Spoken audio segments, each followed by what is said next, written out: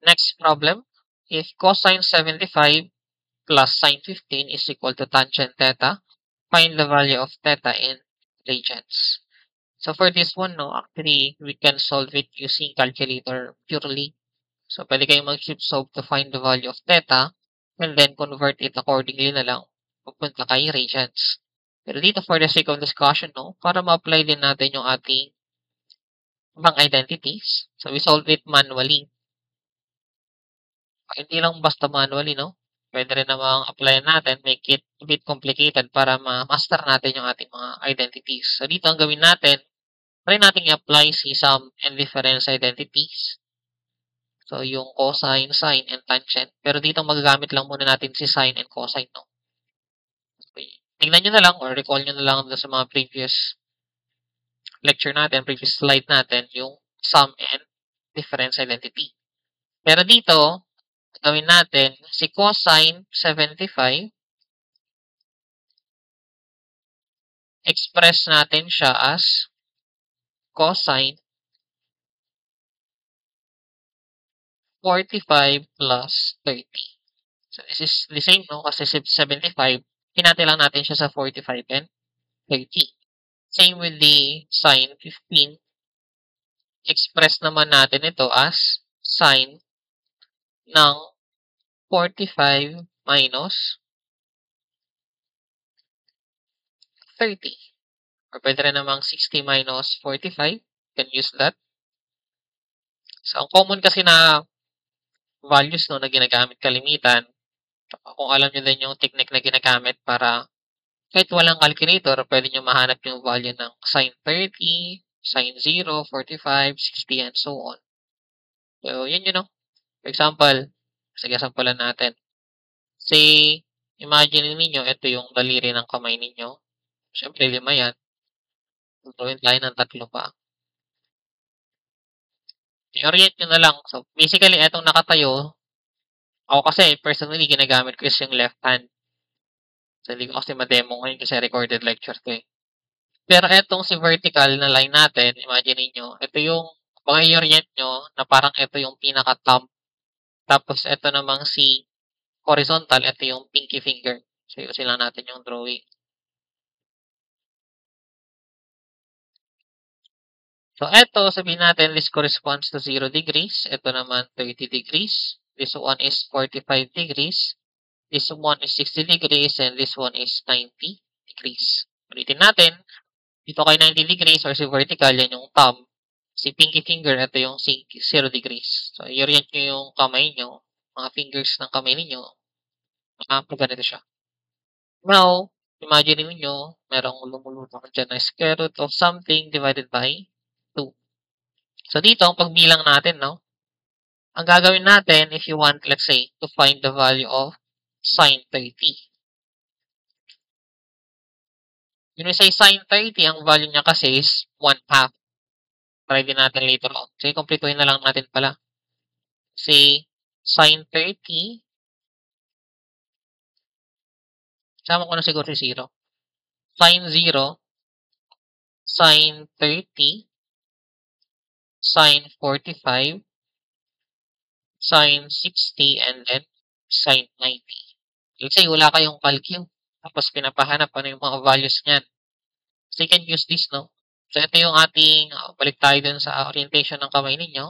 Ito si thumb, ito si pinky finger, ito si ring, middle finger, and then ito si index finger.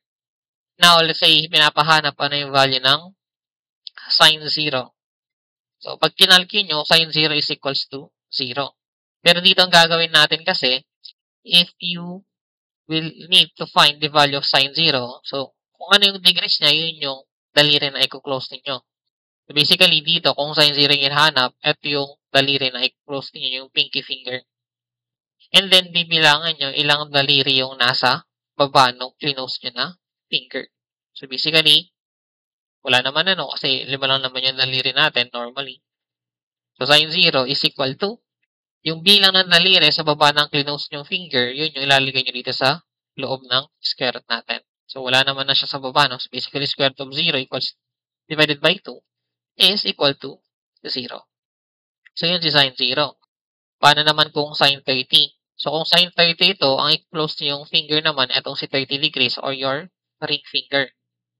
Now, bibilangan nyo ilang daliri ang nasa baba ng close yung daliri. So, ito, isa. Ito si pinky finger ninyo. So, kung ilan yung bilang ng daliri sa baba ng close, yun yung ilalagay sa loob ng square root. So, square root of 1 is 1 divided by 2. Therefore, this is 1. Then, same process, kung gusto nyo hanapin si sin 45, o di ang i-close ng daliri ay si middle finger. Ito yung naka-close. So, bilangin nyo ilang daliri ang nasa baba na naka-close. So, isa at dalawa. Yun yung ilalagay dito sa loob. Square root of 2 over 2. So, basically, yun yung radical form ni sin 45. Then, next, o sin 60 naman, ay close ito. So, ilang daliri nasa baba ng close na index finger sa tatlo. So, yun yung ilalagay dito. This is square root of 3 over 2. And lastly, so 90 degrees ang hinahanap. Ito yung i-close, yung pinaka-thumb ninyo. Ilang daliri ang nasa baba ng close nyo. So, 4. So, ang mangyari, si sin 90 ngayon, that is square root of 4 over 2. Square root of 4 is 2. Tapos, divide mo ng 2. Therefore, this is 1. So, yun yung value ng sin, no? Depende dun sa angle niya. Now, pagdating kay sin, ang binibilang natin is yung daliri sa baba ng close. Pagdating naman kay cosine, kabaliktaran, ang bibilangin mo ilang daliri yung nasa taas ng close mo. So, let's say, ito, cosine 0. Pag cosine, syempre, di ba, ito yung close mo kasi nandito yung 0 degrees. So, bibilangin mo ilang daliri yung nasa taas ng close mo, pinky finger. So, merong 4. So, yun, square root of 4 over 2. So, ito naman yung magiging 1. Basta ang pinagkaiba, kapag sine, ang binibilang na daliri is yung nasa baba ng close mo. Kapag cosine, yung bibilangin is yung daliri dun sa taas ng close mo. And then, as you can see, may pattern kasi ito eh. Parang naka-mirror siya. So, kapag cosine 30 naman, so this is square root of 3 over 2. So, it follows this pattern na kumbaga naka-mirror sila. So, cosine 45, cosine 60, and then cosine 90. So, this is square root of 2 over 2. This is 1/2 and this is 0. So, yun yung gamit ng technique na yun, no? So, let's say dito, sa hinahanap, cosine 75 equals to cosine 45 plus 30. So, if we apply the sum identity, pagdating kay cosine, so if you can recall, this is the cos, sin, sin. Pagdating naman kay sine, sum and difference, sin, cos, sin. So, dito kay cosine, so this is cosine ng first angle times cosine ng second angle, and this becomes minus sin. So, sine ng first angle times sine ng second angle. For this one, sine difference identity, so sin, cos, sin. So, this is the sine ng first angle times cosine ng second angle plus cosine ng first, sine ng second. Now, dito, ang ginawa natin kasi, dinivide natin yung 75 in 15 into values ng degrees na nandito. Kumbaga, ito kasi yung alam natin eh, kung pag wala tayong calculator. So, dito, lagay natin ano yung value ng cosine 45, cosine 30, and so on. So, dito, cosine 45 is square root of 2 over 2 multiplied by cosine 30. Cosine 30 natin ay square root of 3 over 2. And then, minus sine 45 is square root of 2 over 2 times sine 30 na 1/2. Simplifying, sine 45 and cosine 30. Sine 45 is square root of 2 over 2 times cosine 30 na square root of 3 over 2 plus cosine 45 square root of 2 over 2 times sine 30 na 1/2.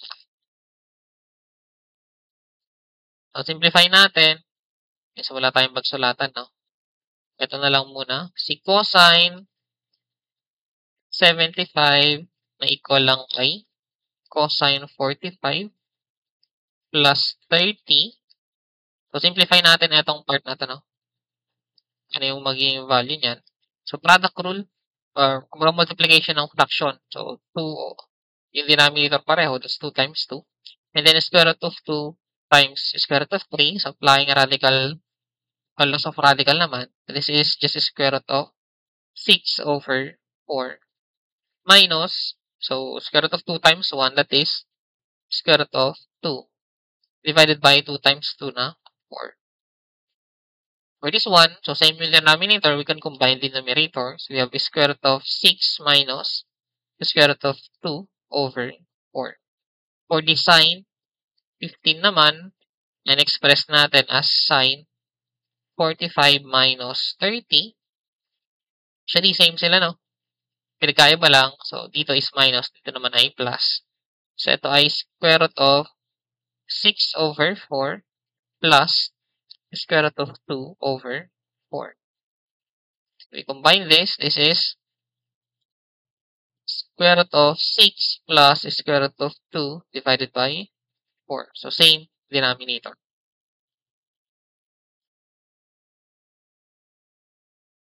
Wait, guys. I think there's a mistake. So, I think this one. So, mali pala yung nalagay natin kanina, no? So, supposed to be, since minus yun nandito, 45 minus 30, hindi dapat plus ito. Should be minus as well. So, ayusin lang natin. Pero kay cosine, so ito ay cos 45 plus 30. So, tama lang na minus siya. So, dapat ito rin ay minus. So, it's supposed to be this also is minus and also this one. So, sorry for the mistake. So, dito, ito yung cosine 75. So, square root of 6 minus square root of 2 over 4, which is same lang sa value ng sine 15. Now, dito, pinag-add natin sila, no? So, balik tayo dun sa cosine 75 plus sine 15 equal to tangent theta. So, pwede natin ilagay value ng cosine 75 is square root of 6 minus square root of 2 over 4 plus sine 15 na parehas lang din, square root of 6 minus square root of 2 over 4 equal siya kay tangent theta. Now, as you can see, so similar term naman itong dalawa, no? So, pwede natin siyang i-combine para siyang times 2 ni square root of 6 minus square root of 2 over 4 equal to tangent theta. If we simplify this, ito na lang yung kadugtong. So, 2 divided by 4, so pwede natin siya i-rewrite as 1/2 na lang. So, kumbaga, pag i-multiply natin ito, parang maging denominator na lang ay over 2. So, we have square root of 6 minus square root of 2 over 2 equal siya kay tangent theta. Now, ang hinahanap kasi is the value of theta lang, no? Hindi siya nung tangent theta. So, dito naman papasok yung paggamit ng ating inverse trigonometric function to find the value of theta. So, kung familiar kayo kay inverse trigo, ito yung arctangent, arcsine, arccosine. Kumbaga, yung ibang gumagamit kasi ng symbol na, for example, kay arctangent. So, tangent inverse. Actually, sa mga calculator, ganitong symbol yung nakalagay, no? So, for us to find the value of theta, ang gagawin natin, theta, i-express natin siya as inverse tangent nung nandito sa left side natin. So, we can write that as arctan or tangent raised to negative 1, 6 minus, or square root of 6 minus square root of 2 over 2. So, ganito yung ginagawa no, kapag gusto nating hanapin ano yung value sa loob ng, or ano yung angle natin sa loob ng ating trigo function. So, we use inverse trigo. So, kung ano yung trigo na nandito, kung tangent yan, so arctangent. If ever na sine or cosine naman, so arcsine and arccosine ang gagamitin. Pero dito ang gagawin natin, so ilalagay natin sa loob ng inverse trigo is kung ano yung value nung na naka-equate dun sa ating tangent theta or sine theta, cosine theta, kung ano man yung present sa ating equation. Now, ito na lang yung types calculator natin. If hindi nyo pa kabisado paano ito i-type, so shift tangent lang para mapalabas si arctangent. So, if we type this on our calculator, this is equal to square root of 6 minus square root of 2 over 2. So you have 27.368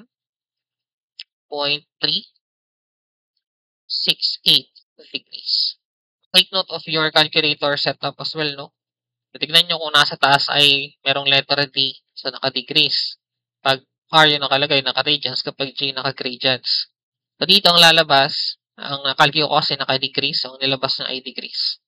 Now, ang tinatanong sa problem is the value ng theta in terms of radians. So, ito naka-degrees, so we need to convert it muna papunta kay radians.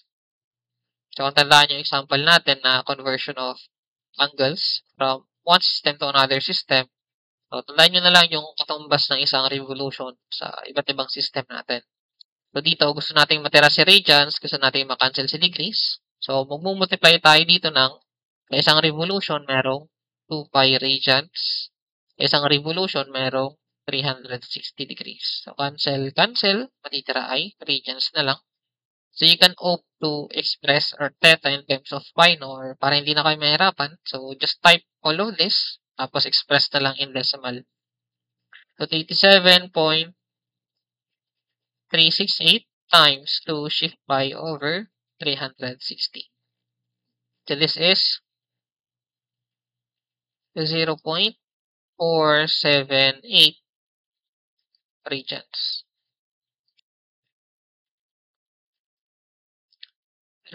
So, this is our answer for this problem.